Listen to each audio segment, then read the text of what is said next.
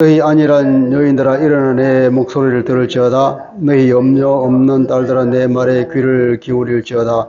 너희 염려 없는 여자들아 1년 남짓 지나면 너희가 당황하리니 포도 수확이 없으며 열매 거두는 일이 이르지 않을 것임이라. 너희 안일한 여자들아 떨지어다. 너희 염려 없는 자들아 당황할지어다. 옷을 벗어 몸을 드러내고 배로 허리를 동일지어다. 그들은 좋은 밭으로 인하여 열매 많은 포도나무로 인하여 가슴을 치게 될 것이라. 내 백성의 땅에 가시와 찔레가 나며 희락의 성읍 기뻐하는 모든 집에 나리니 대저 공진이 피한 바 되며 인구 많던 성읍이 적막하며 오벨과 망대가 영원히 굴혈이 되며 덜나귀가 즐기는 곳과 양떼의 초장이 되리니와 마침내 위에서부터 영을 우리에게 부어주시리니 광야가 아름다운 밭이 되며 아름다운 밭을 숲으로 여기게 되리라. 그때에 정의가 광야에 거하며 공의가 아름다운 밭에 거하리니 공의의 열매는 화평이요 공의의 결과는 영원한 평안과 안전이라. 내 백성이 화평한 집과 안전한 거처와 조용히 쉬는 곳이 이스라엘이와 그 숲은 우박에 성하고 성읍은 파괴되리라. 모든 물가에 씨를 뿌리고 소와 나귀를 그리러 모는 너희는 복이 있느니라. 아멘. 32장에서 이제 메시아 왕국을 예언을 하고 갑자기 느닷없이 또 이제 9절부터는 심판에 관한 얘기가 나옵니다. 메시아 왕국과 하나님의 구원의 영원한 나라는 죄에 대한 심판이 반드시 존재되어야 하기 때문에 이스라엘로 하여금 그들이 그 죄로부터 떠나고 하나님의 어떤 그 역사가 전제되지 않고는 있을 수 없다는 얘기를 하기 위해서 구절을 다시 집어넣습니다. 너희 안일한 여인들아, 그렇죠? 11절 너희 안일한 여자들아, 또 너희 염려 없는 여자들아, 안일한 여자, 염려 없는 자. 그 3장입니까? 이거 처음에 와서 이스라엘 여자들의 그 귀족 아내들의 그 사치하는 것을 얘기할 때 이스라엘의 여자들 비난한 적이 있는데, 오늘은 이제 여기서는 안일한 여자, 안일한 여인들. 여기서 여인들은 여자들을 말하는 것이 아니라 유다 사람을 얘기하는 거죠. 유다 사람 전체.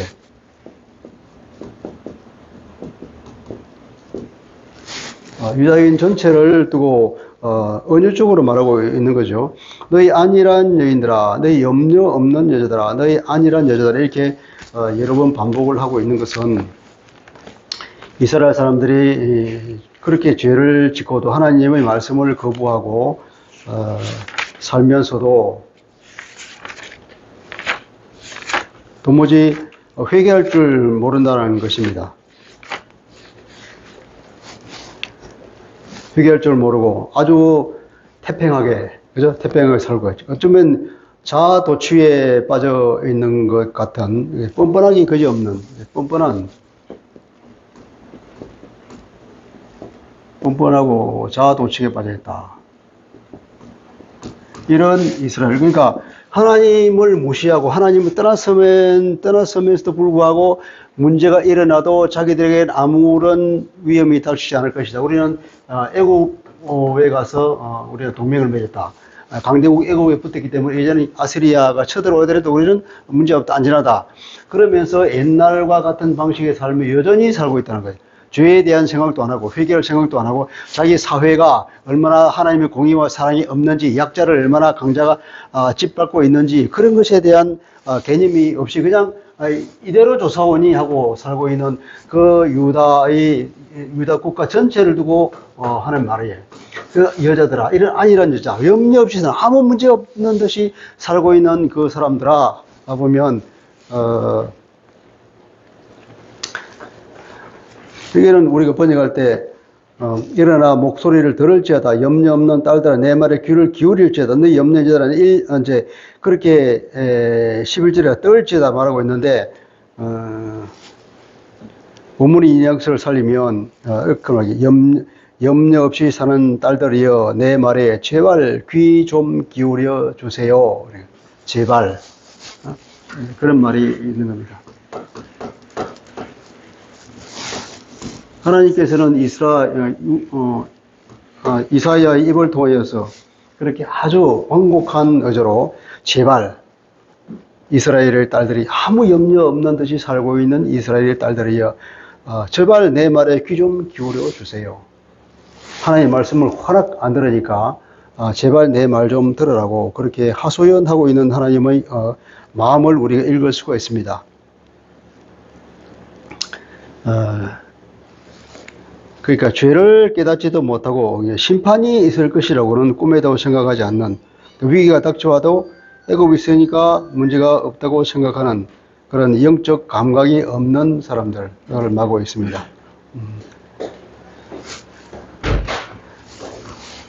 예루살렘은 하나님이 계시는 곳이잖아요. 여기에 성전이 있고, 그들은 성전 신학이라고는 이제 그런 마치 자기들이 꼭 지켜줄 것이라고 하는 그런 잘못된 믿음을 가지고 있죠. 하나님의 성전이 여기 있는데 예루살렘은 하나님 계시는 곳이기 때문에 하나님이 반드시 우리를 지켜주실 거야 하는 그런 절대로 예루살렘은 무너질 수가 없어 하는 그들의 이제 신화적인 믿음을 비판하고 있는 것입니다. 이 임박한 미래의 심판을 대비하라는 거죠.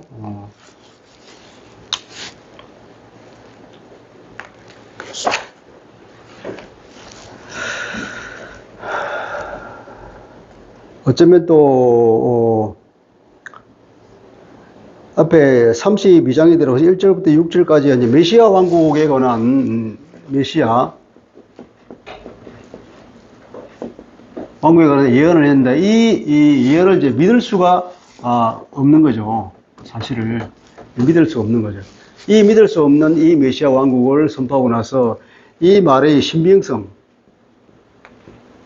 이 신빙성을 증명하기 위해서 어떻게 보면 그 다음에 적시로 전쟁과 같은 그런 어려운 것을 예언을 하고 있는 겁니다. 네. 임박한 미래에 일어날 일을 예언하면서 봐라 내가 예언한 얘기 일어났죠. 그러니까 앞에 얘기한 메시아 왕국에 관한 것도 반드시 일어날 것이라고 하는 그런 확신을 주기 위해서 이런 수법을 이제 이사야는 많이 쓰고 있는 거예요. 앞에 믿을 수 없는 예언을 한 뒤에 그럼 내 말을 믿을 수 없냐? 그러면 이 말을 믿을 수 있냐? 그러면서 다가올 가까운 미래에 있을 예언을 하는 거예요. 그러면 이사야가 이런 얘기를 했지. 그러니까 곧 일어났네. 그러면 이사야가 우리가 믿을 수 없는 예언은 그 메시아 왕국은 이것도 그럼 일어나겠네 하는 그런 믿음을 주기 위해서 이렇게 수사적으로 쓰고 있습니다. 32장에 들어서 메시아 왕국을 얘기하고 바로 다음에 안일한 여인들아 일어나 목소리를 들어라. 그러면서 10절에 1년 남짓 지나면 너희가 당황할 것이다. 포도 수확이 없고 열매 거두는 일이 이르지 않을 것이기 때문이다. 1년 남짓 앞으로 1년쯤 지나면 전쟁이 일어나서 모든 것이 황폐하게 되고 포도도 거둘 수 없고 아주 수확이 없을 것이다 하는 그런 예언을 하는 거죠. 이것은 아마 주전 701년에 그죠? 701년에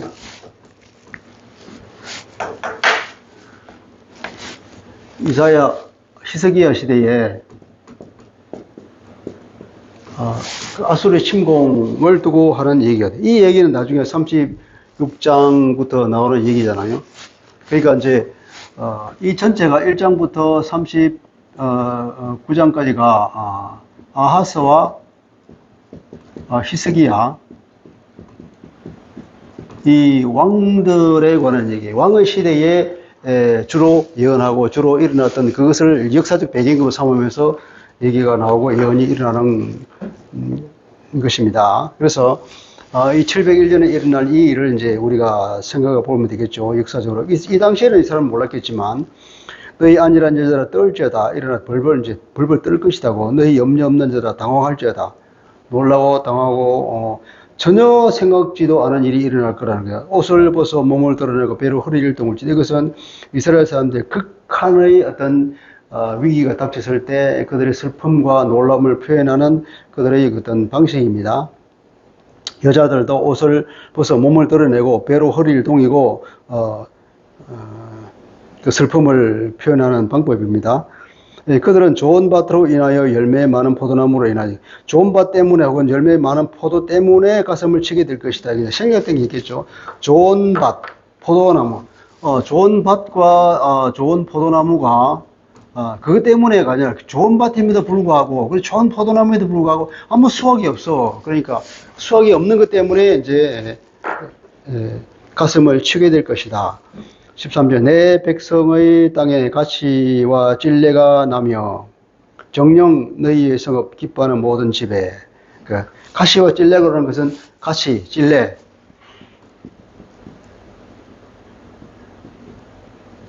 이건 땅이 저주받았을 때 가시와 엉겅기가 나고 더 이상 협조적으로 땅에 반응하지 않는다는 것을 말할 때 이 가시와 찔레를 쓰잖아요. 그러니까 구약에서 가시와 찔레를 그러면 이 하나님의 저주의 전형적인 표현입니다. 가시와 찔레가 난다. 정령 너희 이 원문은 내 백성의 땅에 가시와 찔레가 날 것이다. 정령 너희 희락의 성읍 기뻐하는 모든 집에 이렇게 끝납니다. 원래 시이기 때문에 그런 거죠. 그리고 14절 대저 왜냐하면 궁전이 폐한바되고 인구 많던 성읍이 적막하며 오벨과 망대가 영원히 굴헬이 되며 들나귀가 즐기는 곳과 양의 초장이 되려니와 그러니까 궁전이고 사람이 많이 사는 성읍이 전쟁으로 인해서 완전히 파괴돼 버리고 아무도 사람이 살지 않고 결국은 짐승들이 사는 곳으로 변할 거라는 그런 얘기예요. 다 버림받아요. 궁전이 버림받고 사람들이 다 떠나고 인구 많던 그 시끄럽던 사람들이만 시끄럽던 그 성읍이 아주 적막하게 되고 오벨과 망대 오펠이 그런데 오펠 오펠이라는 이 단어는 이렇게 높이 솟은 어떤 군사적인 목적으로서는 망대 같은 거 망대나 혹은 뭐 성체 이런 의미로 번역되는 오벨이라는 오펠. 그러니까 여기서는 오히려 성체라고 번역이 돼요. 성체와, 그죠? 이게, 망대가, 성체와 망대.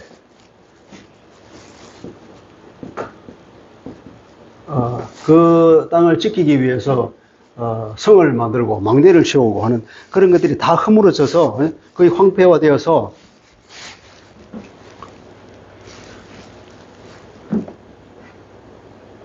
망대가 영원히 굴혈이 되며 거의 어떤 그 동굴처럼 되어요. 거의 폐허가 될 것이다. 그래서 들나귀가 즐기고 양떼가 들락거리는 초장이 될 것이다. 그리고 15절에는 이제 그렇게 만일 파괴가 되는데 언제까지 그렇게 될 것이냐? 언제까지?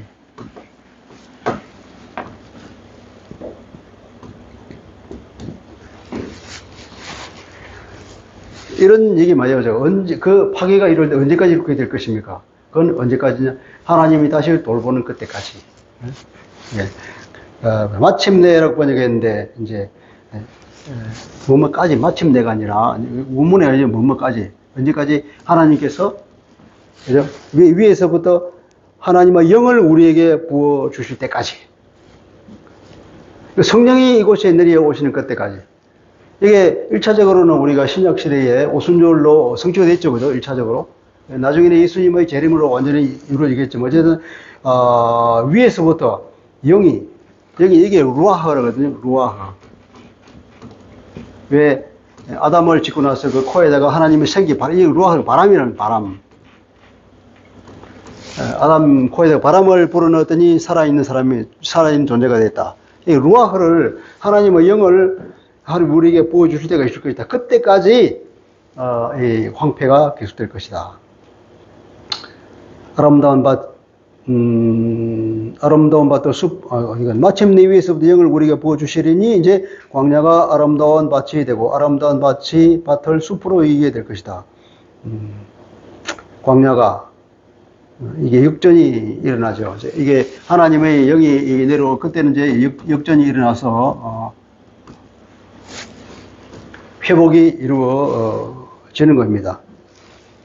그러니까 예루살렘의 황폐함은 하나님이 다시 땅에 영을 부어주실 그때까지 계속 황폐하게 있을 것이다. 그 하나님의 영이 내려오면 어떻게 됩니까? 16절에 그때에 정의가 광야에 가고 광야는 하나님 없는 사람의 전행이죠. 그런 사람들의 마음밭을 얘기합니다. 정의가 광야에 가고 공의가 아름다운 밭에 가리니, 그러니까 온 땅에 하나님의 정의와 공의가 충만하게 임할 겁니다. 공의의 열매는 화평이요 공의의 결과는 영원한 평안과 안전이야. 이 정의가 공의가 이루어지면 하나님의 평강과 안식이 안전이 이루어진다. 내 백성이 화평한 집과 안전한 거처와 조용히 쉬는 곳에 있으려니와, 이제 그렇게 하나님의 백성들은 하나님의 안전과 평강 가운데 들어가고, 그러나 그 숲은 우박에 상하고 성읍은 파괴되리라. 여기서 그 숲과 그 성읍은 뭘까요? 그 숲과 그 성읍. 다 파괴될 거라고. 이것은, 현재 죄 가운데 있는, 유다, 예루살렘. 성읍은 예루살렘 성읍을, 숲은 유다를 상징하는 것으로 다 해석을 합니다. 그러니까 이런 하나님의 회복에 있기까지는 반드시 죄 가운데 있는 유다와 그 회개하지 않는 예루살렘에 반드시 파괴가 이루어져야 된다.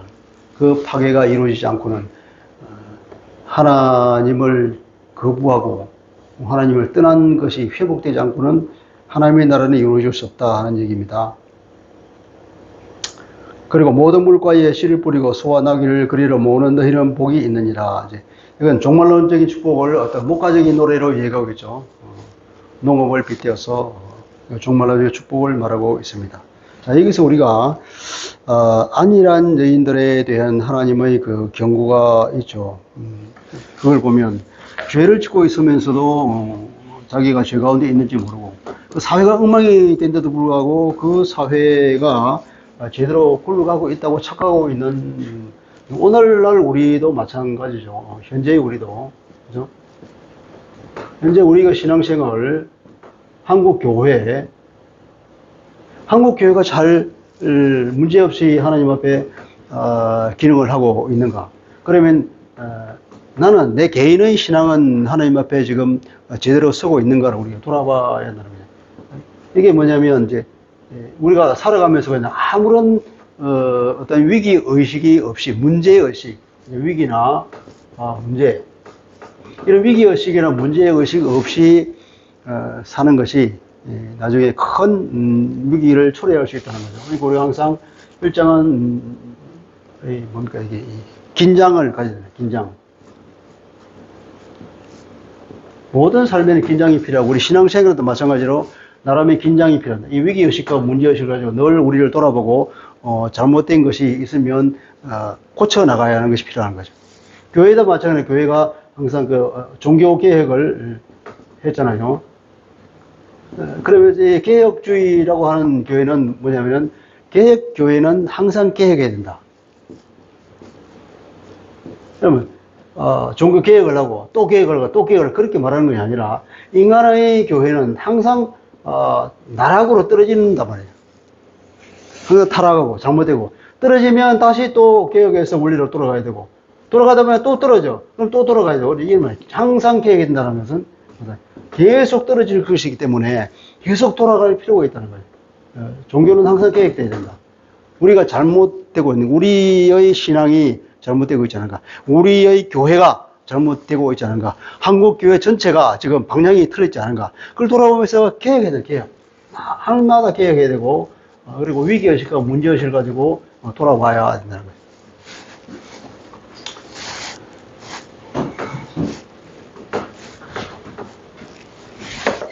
그것이 꼭 필요할 겁니다. 그 다음에 이제 33장으로 들어갈게요.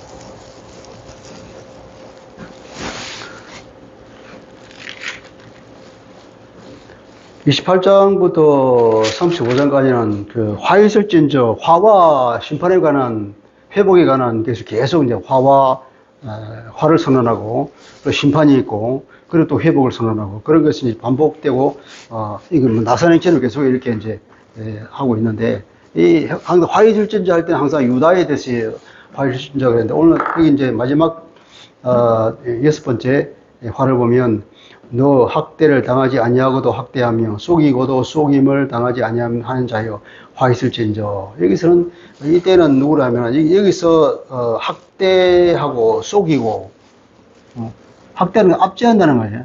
압제하고 속이는 자. 이게 누구냐? 이게 역사적 배경으로는 이제 아수르를 얘기합니다. 아수르. 사실 아수르가 여러 번 이제 북이스라엘을 멸망시키고 난 뒤에 아수르가 세계 제국이 되어서 계속 이제 서질을 하고 있죠. 서질하면서 이제 파괴를 하는데 히스기야, 아하스와 히스기야 시대에 아하스 때에도 뭡니까? 아수르에 가가지고 조공을 많이 주고 이제 도와달라 그랬는데 그래 해주기만 하면서 아람을 치고 북세를 치고 그뿐에 그 예세를 몰아서 유다까지 침공했단 말이에요. 이게 얼마나 아주 뭡니까? 신이 없는 행동입니까? 그렇게 조공을 받았으면, 말하자면, 외교에 있어서 어떤 그 금도가 있는데, 그 금도를 깨버리고, 그냥 침공해 왔잖아요. 히스기야 때도 마찬가지로 또 침공했죠. 침공했는데, 히스기야가 우리 열왕기서에 보니까, 뭐, 온갖 금을 다 꺼내가지고, 저희 성전의 벽에 붙었던 그 금까지 달달 끄어가지고, 아수르 왕한테 갖다 주고 돌아가라 그랬는데, 그거 받고, 그건 받기는 받고 또 여전히 침공해가지고 701년에 주변을 다 무너뜨려 드디어 예루살렘을 포위했잖아요. 아니 이게 극한의 위기란 말이에요. 한순간 다 무너질 위기가 있는데 이런 역사적 맥락에서 이 아수르가 얼마나 배신을 합니까? 얼마나 속이는 자게, 얼마나 주변의 사람들을 점령하고 압제하고 밟아뭉개고. 그래서 너 학대를 당하지 아니하고도 학대하며 또 속이고도 속임을 당하지 아니하는 자야 화 있을진저. 하나님은 이런 존재에 대해서 반드시 화를 선포합니다. 내가 학대하기를 그치며 내가 학대를 당할 것이요 내가 속이기를 그치면 사람이 너를 속이리라. 아무리 그런 그가 무도한 자가 주변을 압제하고 속이고 지 마음대로 행동했다 할지라도 때가 있는 거예요. 그게 항상 메뚜기도 한철이라는 말이잖아요. 메뚜기도 한철이고 하나님께 정해진 때가 있는데 언제까지는 그럴 것이냐? 아니라니. 다 하나님이 정한 때가 있어서 너무 극심한 악이 올라오면 하나님께서 쳐버리는 거예요. 때가 있는 거죠. 때. 거기에 달할 때. 너희들 그 악한 행동이 거기에 달하면 급전직할 것이다. 하루아침에 다 떨어질 것이라는 그 얘기예요. 너를 속이리라. 그리고 이제 이제는 여호와여 우리에게 은혜를 베푸소서. 우리가 주를 앙망하오니 주는 아침마다 우리의 팔이 되시고 환난 때에 우리의 구원이 되소서. 이건 하나님에 대한 기도입니다. 이스라엘이 기도하면 이스라엘이 다시 하나님을 찾으면 하나님께서 응답해 주실 거라는 말입니다. 기도하라는 얘기예요. 우리에게 은혜를 베푸소서. 우리가 주를 앙망하니, 앙망한다는 것은 이제 문자적으로는 기다린다는 겁니다. 기다리는 거. 기다림. 사실 믿음이라고 하는 것은 기다림이죠. 믿음은 이 기다림 속에 나타나잖아요. 아무리 기다려도 하나님의 응답이 없는 것 같은 그때조차도 끝까지 잠잠히 기다리면서 하나님이 응답하실 때를 기다리는 거다. 믿음이 없으면 할 수 없는 행동이다. 그러니까 믿음은 기다림, 즉 인내라고 있네. 히브리서에서 믿음은 인내랑 같은 것이라고 얘기하잖아요. 믿음. 이렇게 하나님을 기다리면서 잠잠히 하나님께서 응답해 주실 것을 믿음으로 기다리고 있을 때에 하나님은 응답하실 것이라는 겁니다. 아침마다 우리의 팔이 되시고 환난 때에 우리의 구원이 되소. 아침마다 하는 것은 아침은 예컨대 파수꾼들이 아침이 되면 긴장의 해가 되고 그래서 어떻게 보면 그 당시 전쟁에서는 기습 공격을 주로 언제 하면은 밤이나 야밤이나 아니면 아침에 다 긴장이 이제 아침이 됐네. 그렇게 긴장이 풀릴 때 침략하는 것이 일상이었다. 그러니까 그때 취약 시기죠. 군대 가면은 이제 취약 시간이라는 거죠.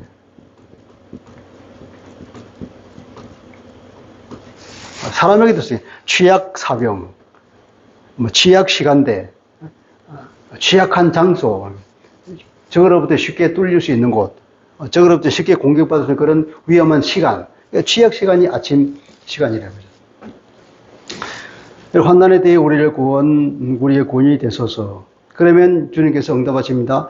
요란한 소리로 말미암아 민족들이 도망하고 주께서 일어나심으로 말미암아 나라들이 흩어졌나이다. 여기서는 보니까 이제 과거형으로 썼죠. 히브리 말로는 완료형이라고 합니다. 흩어졌나이다. 요라는 소리로 말미암아 민족들이 도망했습니다. 주께서 일어나시니까 나라들이 다 흩어져 버렸네요. 이사야 선지자가 눈으로 보면 환상을 보았습니다. 그래서 아니 보니까 그렇게 기도하고 나니까 하나님께서 일어나시고 하나님의 일을 시작하니까 맹렬한 소리가 나는데 그때 모든 민족들이 혼비백산해가 다 도망가 버렸어. 하나님이 움직이기 시작하자 그 순간 모든 세상은 다 도망가 버리고 흩어지고 흔적도 없이 사라졌습니다. 하는 것을 이사야가 분명히 봤습니다. 그러니까 과거에는 썼죠. 이게 이제 예언적인 원료라고 그러죠. 황충의 때같이 사람이 너희의 노량물을 모을 것이고 메뚜기가 뛰어오름같이 그들이 그 위로 뛰어오르리라. 사절은 보니까 노량물과 그 위에 뛰어오른다는 거예요. 황충의 때같이. 사실 701년에 쳐들어왔는데 히스기야가 드디어 하나님께 기도했잖아요. 기도고 그들이 하나님을 비방하는 소리를 하니까 하나님께서 참지 않으시고 바로 이 18만 5천 명을 하룻밤새에 다 죽여버렸습니다. 그리고 그 왕은 급히 자기 나라로 도망가 버렸죠. 이런 상황에서 이스라엘 사람들이 가보니까 모든 사람이 다 죽었네. 그러니까 어떻게 이 사람들이 가지고 있던 모든 것들은 다 이제 다 수거해 가는 거죠. 그 말들이나 자기들이 가지고 있던 그 군량미나 뭐 전쟁에 쓰는 모든 것들, 옷이라든지 그 당시 옷이나 말이나 이런 뭐 양식들 그런 거 있잖아요. 그게 다 결국은 이제 노래물이 되겠죠. 5절 여호와께서 지극히 존귀하시니 그는 높은 곳에 거하시며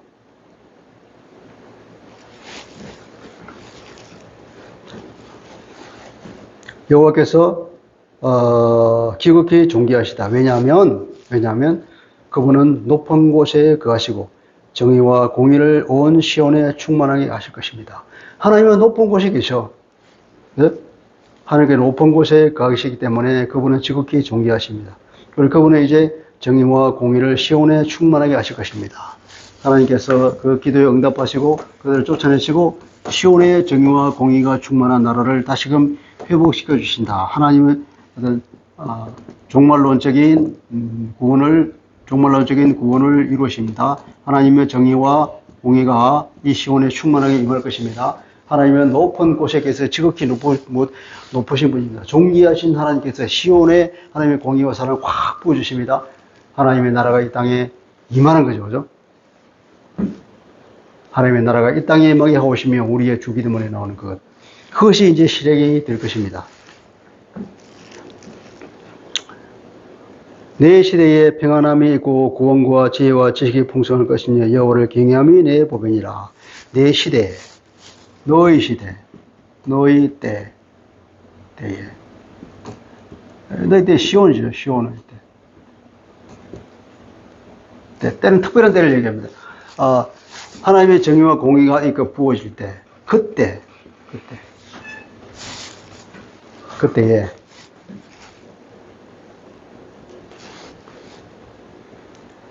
평안함이 있고 구원과 지혜와 지식이 흐릅니다.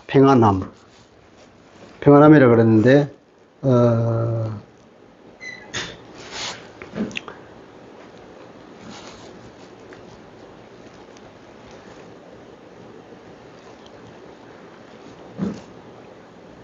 시온에 하나님의 공의와 공평이 다스려 보니까 이게 역사적으로는 히스기야의 시대를 말한다고 1차적으로 말할 수 있겠습니다.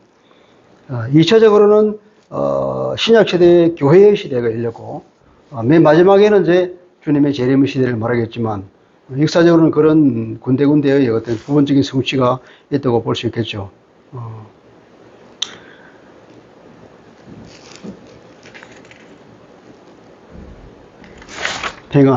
평안이라고 하는 것은 이제 여기서는 평안이라고 번역했는데, 어떤 안정된 사회를, 이게, 에나무트라는 단어를 썼는데, 이 단어는, 어떤 진실, 진정함, 안정, 이런 뜻으로 번역이 되기 때문에, 어떤 평안이라기보다는 안정된 사회, 이렇게 보는 게 나을 텐데, 안정된 사회와, 그죠? 안정된 사회와 구원과 지혜와 지식의 풍성함이 있을 것이다.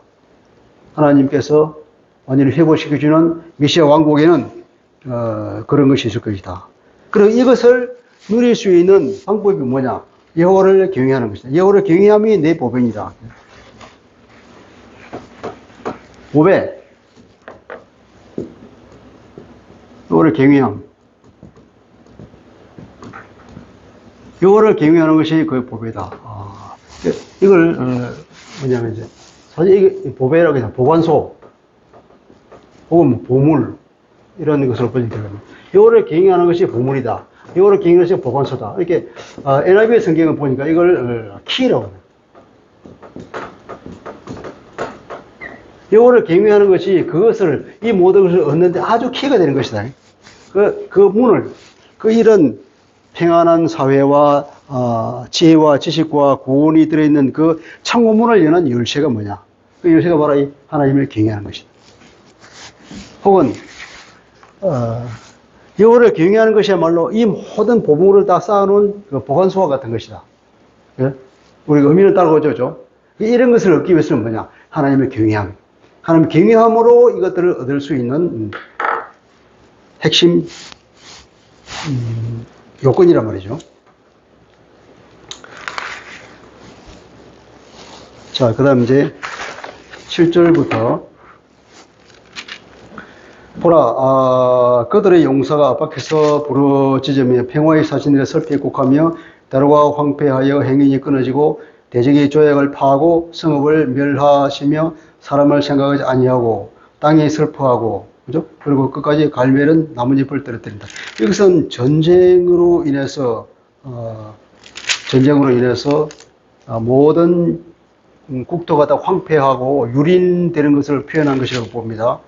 그들의 용사가 밖에서 부르짖는다. 그들의 용사는 이스라엘 군인입니다. 이스라엘 군인. 밖에서 부르짖는다 그러니까, 일방적인 어떤 그 공격을 당해서, 이기는 것이 아니라 진 거죠. 평화의 사신들을 살피고 간다. 평화의 사신들은 이제, 평화의 사신을 따니 히스기야가, 그죠? 히스기야가, 저걸 줬잖아요. 금과 은을 다 갖다 바치고, 그렇게 해서 이 사절들을 보내서 화평하자고, 이제 그만하자고, 조약을 맺자고 했는데도 불구하고, 이 사절의 요청을 거절하고, 그냥 일거에 와서 유린해버리니까 되게, 주변에는 모든 용사들이 밖에서 울고, 사절들로 평화의 사절을 울며, 대책이 없는 거죠. 그리고 대로가 황폐하며, 행인이 끊어지며, 아수르 군대가 와서 그 모든 길들을 차단하고, 통행하지 못하게 만들고, 다 파괴했습니다. 그래서 그러니까 나오네요. 대적이 조약을 파하고, 성읍들을 멸시하고, 사람을 생각하지 아니하며, 아무런 거리낌 없이 다 죽이고, 파괴하고, 부수고, 쳐들어간다는 거죠. 그러니까 어떻게, 땅이 슬퍼하고, 쇠잔하고, 레바논은 부끄러워하고 말하고, 샤론은 사막과 같고, 바산과 갈멜은 나무집을 떨어진다. 여기 샤론, 바산, 갈멜 하면 대표적으로 이스라엘을 자랑하는 평야요 곡창지대잖아요. 그렇기 때문에 다 황폐하게 되어버린다는 겁니다. 레바논은 또 어떻습니까? 레바논 백향목으로 유명한 곳이잖아요. 그런 게 다 쇠잔해야 된다. 다 나뭇잎을 떨어뜨릴 것이다. 벌벌 떨면서 떨어뜨리는 것. 여호와께서 이르시되 내가 이제 일어나며 내가 이제 나를 높이며 내가 이제 지극히 높인다. 드디어 10절에 들어오면 하나님께서 때가 되어서 이제 하나님께서 일하시겠다.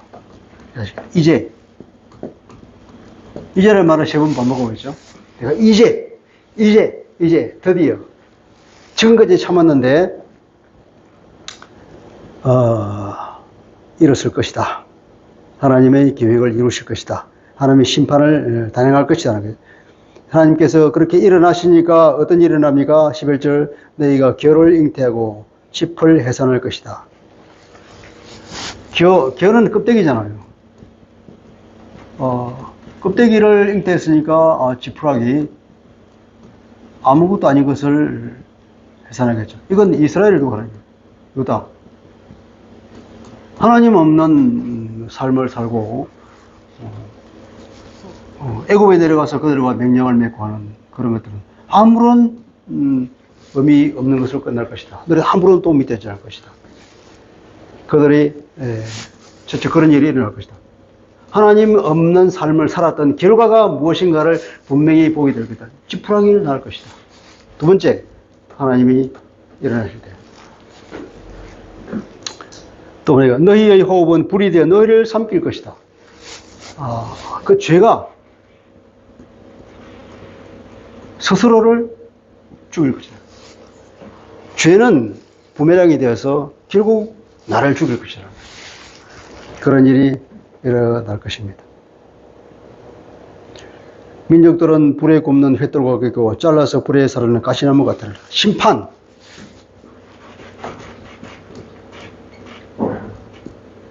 12절. 하나님이 이제 일어나실 때에 내가 하나님 없이 산 사람이 얼마나 허무한지 그 결과를 보게 될 것이고, 내 죄는 비멸하게 되어서 나를 불태울 것이고, 하나님의 심판을 통해서 모든 나라가 하나님의 심판 가운데 다 떨어진다.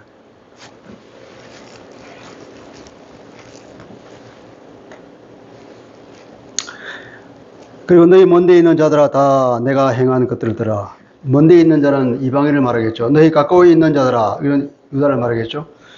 온 세상 사람들이 다 나의 권능을 알아. 하나님의 권능.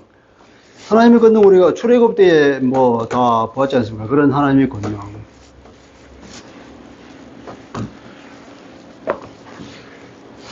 여기서는 하나님의 권능이라 그러면 이제 출애굽 때에도 하나님을 이제 이사야는 본 것이고, 또 이거 이전에 사마리아가 그 전에 아람이 왜 사마리아를 성을 포위한 적이 있잖아요. 이때에도 하나님께서 그들을 지켜주시잖아요. 이건 뭡니까 저기 선지자 누구 있을 때죠. 저기 엘리사 있을 때, 엘리사가 있을 때에도 그런 일이 있었잖아요. 그리고 이제 이게 주전 701년에 이때도 이런 일이 일어날 겁니다. 이제.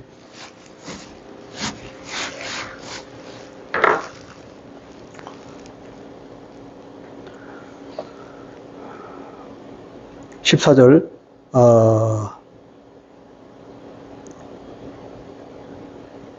이 시온에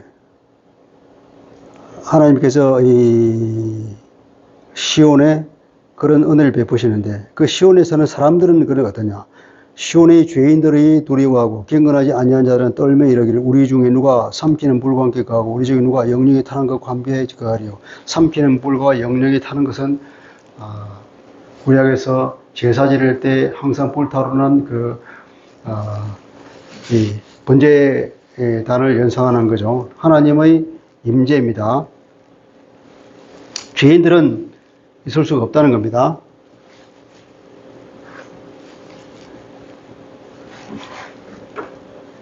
죄인들은 있을 수 없죠. 14절, 15절 오직 공의롭게 행하는 자, 정직히 말하는 자, 토색한 재물을 가정에 여기는 자, 손을 들어 뇌물을 받지 아니하는 자, 귀를 막아 피 흘리면 꾀를 듣지 아니하는 자, 눈을 감아 악을 보지 아니하는 자, 그가 높은 곳에 거할 것이다.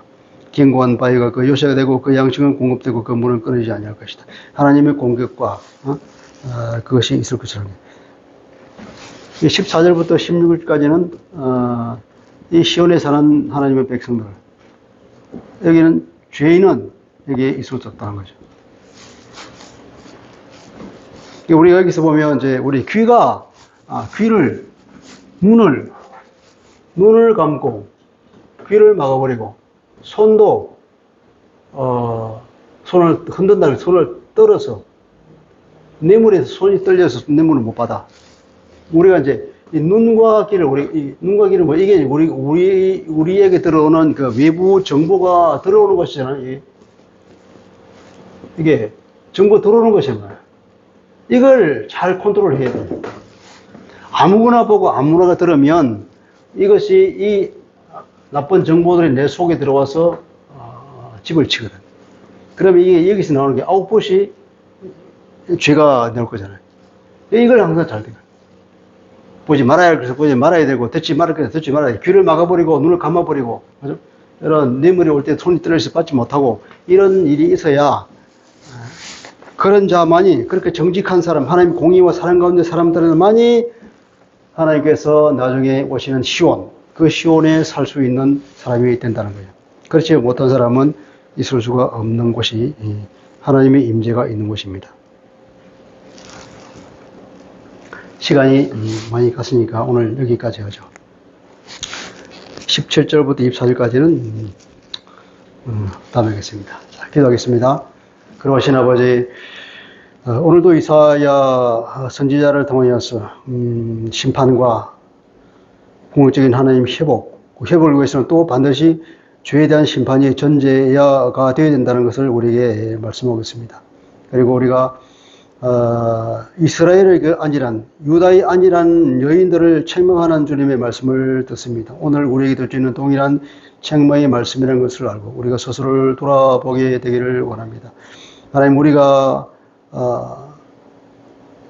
잘 살고 있다고 생각하지만 사실 우리의 입을 통하여서, 우리의 행동을 통하여서 하나님의 영광을 가리는 것이 없는지, 우리 걸어가는 방향에 잘못되지는 않은지 우리가 돌아보면서 혹여 우리가 잘못된 것이 있으면 우리가 방향을 바꾸고 말을 바꾸고 우리가 해야 할 일을 제대로 하기를 원합니다. 하나님, 우리 한국교회가 잘못된 것이 없는지 우리가 보게 하여 주시옵소서. 우리 한국교회가 잘못된 것이 있으면 고치고 회개하고 돌아와서 바른 길을 갈 수 있도록 이끌어 주시옵소서. 우리가 늘 이런 신앙의 텐션을 가지고 긴장감을 가지고 주님 오시는 그날까지 우리가 올바른 삶을 살아가기를 원합니다. 성령님, 우리를 불쌍히 해주셔서 우리가 항상 이렇게 올바른 길을 걸어갈 수 있도록 은혜를 베풀어 주옵소서. 한국교회를 불쌍히 여겨 주옵소서. 예수 그리스도 이름으로 기도합니다. 아멘.